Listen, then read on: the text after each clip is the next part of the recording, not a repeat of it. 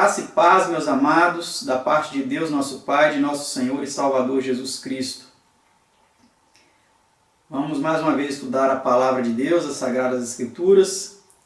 Hoje um pouco diferente, como vocês podem perceber. Estamos fazendo uso aqui de uma tela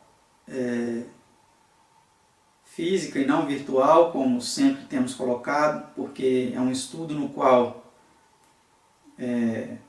precisarei mostrar alguns slides para vocês de uma forma mais dinâmica. Como vocês podem perceber, é o estudo de número 72 e ele tem como título o aumento da ciência. É um estudo que deu muito trabalho. Eu acrescentei algumas coisas a mais do que aquelas que estão contidas no livro, Estudos Bíblicos, para que ele pudesse ficar mais atualizado, podemos dizer assim, né? Visto que a ciência ela tem aumentado cada vez mais e hoje ela já está bem mais atualizada do que até mesmo o dia que eu concluí esse estudo, até mesmo porque eu não coloquei todas as coisas, todos os avanços que a ciência obteve, logicamente, porque o estudo ficaria longo demais. Então eu abordei apenas alguns aspectos. É um estudo simples, ele contém apenas 6 perguntas e respostas, mas nós conseguiríamos fazê-lo até em um tempo talvez até maior do que comumente a gente tem feito, devido a esses slides que eu mencionei, que precisei preparar para mostrar a vocês. Então, antes de nós começarmos este estudo, nós vamos elevar a Deus uma prece, pedindo a iluminação do seu Divino Espírito para compreendermos este assunto. Vamos orar?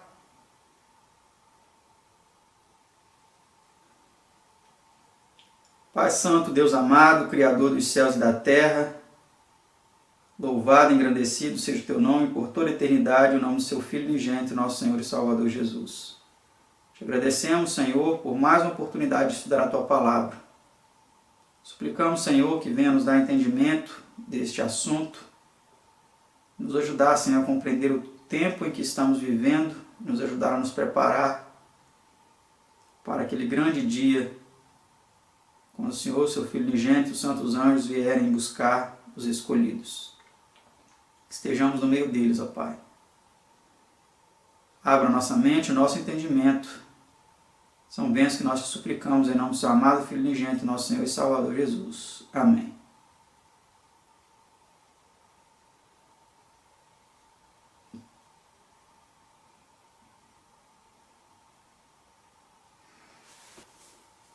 Esse estudo é um estudo que me deu um certo trabalho, ele deu mais trabalho do que os outros. Eu tive que fazer uma pesquisa um pouco mais vasta, mais ampla.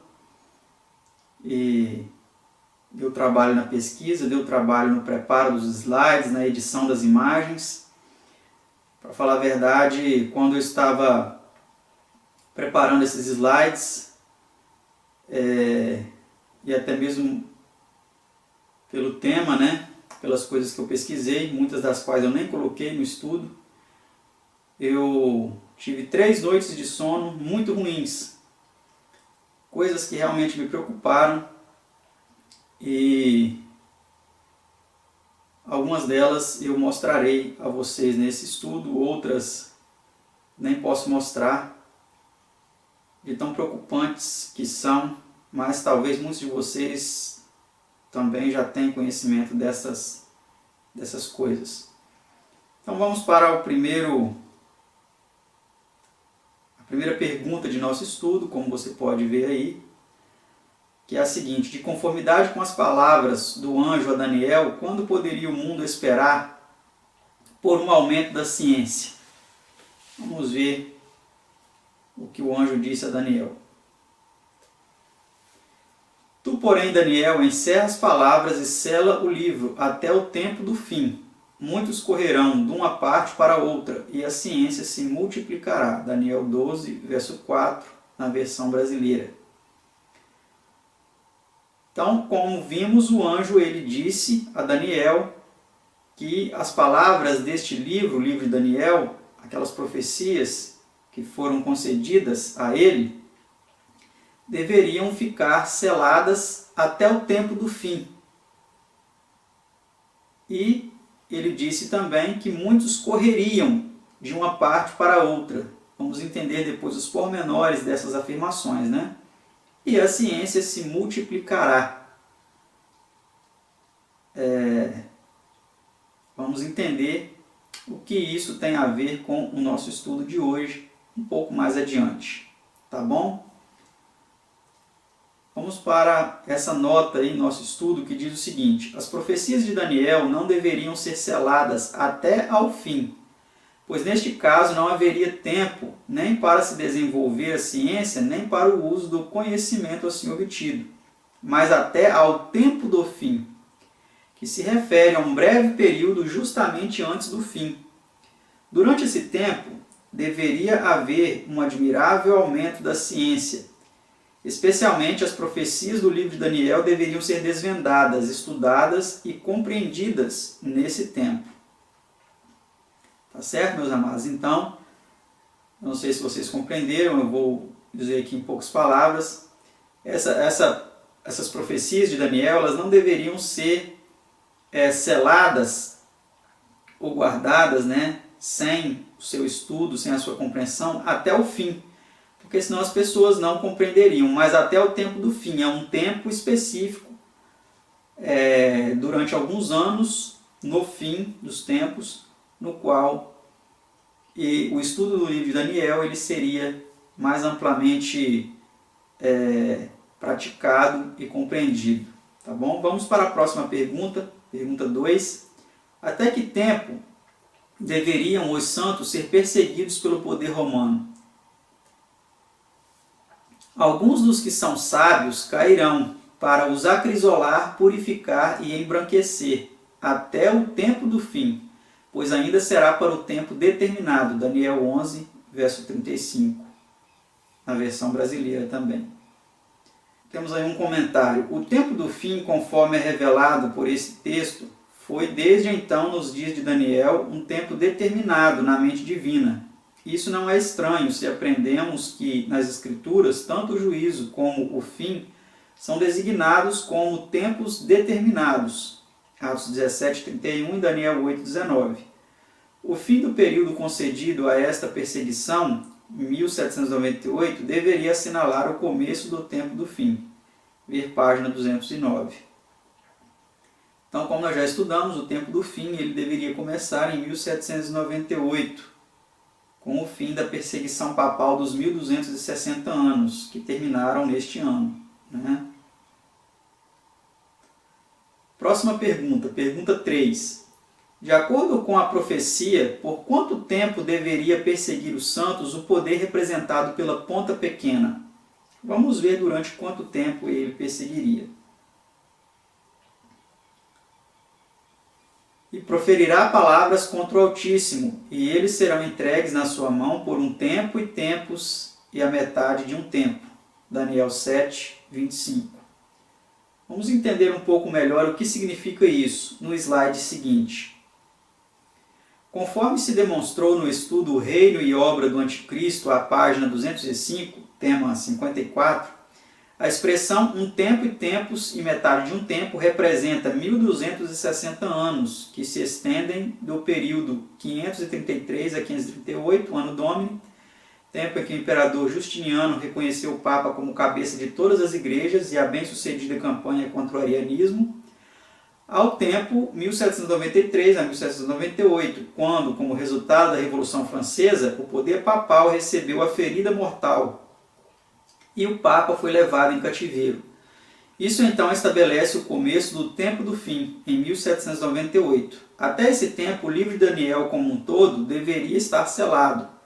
Em outras palavras, não seria compreendido pelo povo, mas quando foi quebrado o poder que assim inibira a palavra de Deus e tentara tirá-la do povo, então as luzes de todas as espécies, bíblica, científica, inventiva e industrial, começaram a brilhar e penetrar em todas as direções. É fato altamente significativo que logo após a destruição do poder papal, em 1798, as sociedades bíblicas, sociedades disseminadoras de literatura evangélica e escolas dominicais surgiram em grande número. A Sociedade Bíblica Britânica e Estrangeira foi organizada em 1804, a Sociedade Bíblica Americana em 1816 e outras mais ainda surgiram. A Bíblia está traduzida em mais de 1000 línguas e dialetos. Esses dados são de 1955, data da edição do livro, sendo enviada a todas as partes do mundo.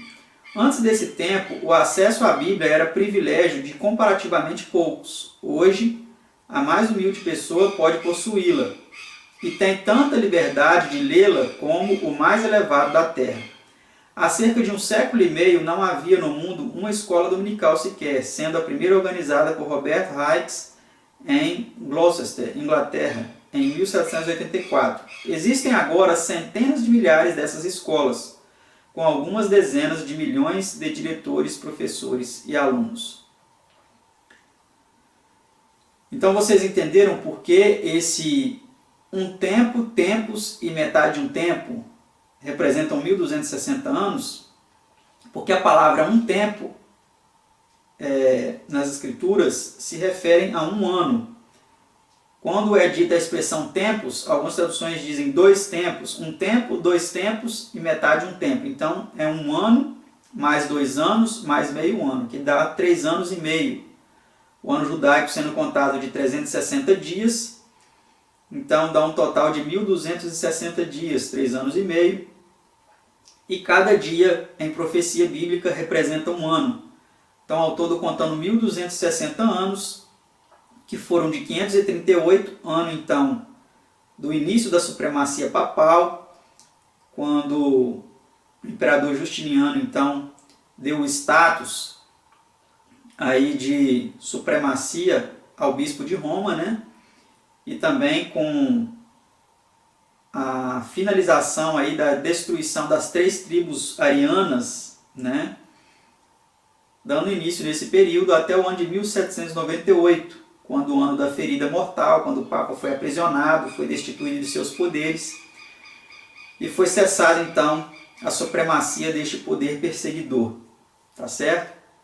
Então durante esse tempo o livro de Daniel ficou na obscuridade, vindo então logo em seguida a ser mais amplamente estudado, inclusive aí com a proliferação de traduções das escrituras para várias línguas, a proliferação de escolas aí de estudos das escrituras em todo o mundo, tá bom? Vamos para a 4ª pergunta, que é uma pergunta na qual nós demoraremos mais devido a esses slides que eu mencionei no início para vocês, que veremos como resposta a esta pergunta. Ela diz assim: que se pode dizer do progresso nas invenções científicas desde 1798? Então nós não vimos que a ciência se multiplicaria? Vamos ver como isso aconteceu desde 1798, que foi o ano do fim da supremacia papal e início aí então do tempo do fim, como vimos até aqui em nosso estudo. Este é notável, fenomenal e sem paralelo na história do mundo. O povo de um século e meio atrás, hoje 2 séculos, porque o livro foi editado em 1955, nada sabia de navios a vapor, trens a vapor e elétricos, telégrafos, telefones, fotografias, fonógrafos, máquinas de costura, anestésicos, cabos submarinos, linotipos, monotipos, cinema sincronizado, raio-x, aeroplanos ou rádio e televisão. Ressuscitassem hoje e ao ver estas coisas, pasmariam como fariam os que existiram há 4 milênios. Algumas das principais invenções e descobertas dos tempos modernos são as seguintes. Agora veremos algumas que foram listadas no livro Estudos Bíblicos e depois veremos outras então, que aí eu tive a liberdade de pesquisar e incluir também em nosso estudo. Então a primeira listada aí no livro é o gás de iluminação, em 1798. A seguinte, o prelo a vapor, 1803. Prelo, para quem não sabe, são as máquinas de impressão. Navio a vapor, em 1807. A locomotiva, né? Também vulgarmente chamada de Maria Fumaça, em 1814. Os fósforos, em 1820. A ceifeira, em 1834. A eletrotipia, em 1837, que aí é uma máquina também relacionada à impressão, né? O transatlântico a vapor, 1838. A fotografia, em 1839. Máquina de costura, 1841. O telégrafo, construção de linha, né? 1844. A anestesia por óxido nitroso, em 1844. A anestesia pelo éter, em 1846. O primeiro cabo submarino, em 1858. Máquinas de escrever, em 1867. Freios automáticos, em 1872. O telefone, em 1876. E o fonógrafo, que é aquele aparelho que emite aí músicas, né, que foram gravadas, em 1877. Mais ainda algumas descobertas e invenções listadas no livro, né? A luz elétrica, em 1876. O sismógrafo aí para medição dos tremores, né, de terra, em 1880. A turbina a vapor, em 1883. O linotipo, em 1886, é uma máquina também de impressão, né? Os carros elétricos, em 1889. Automóvel, cerca de 1890. O raio-x, em 1895. O cinematógrafo, em 1895. O telégrafo sem fios, em 1896. Rádio, que aí é um elemento químico, né, em 1898. Aeroplanos, primeiro voo de Santos Dumont, em 1906. Telefone sem fios, em 1915. O rádio, em 1921. A televisão, em 1922. Esses dois últimos aí, né, o rádio e a televisão, sendo amplamente usados na pregação do Evangelho, na disseminação das mensagens da Palavra de Deus, né? E a telefotografia, em 1924. Então, essas descobertas, essas invenções, podemos dizer assim, sendo listadas aí no livro, como resposta, né, à pergunta que nós vimos aí, de como as profecias relacionadas aí ao avanço da ciência podem ter se cumprido. Nós vemos aí nesses vários experimentos aí que elas se cumpriram de forma impressionante, né?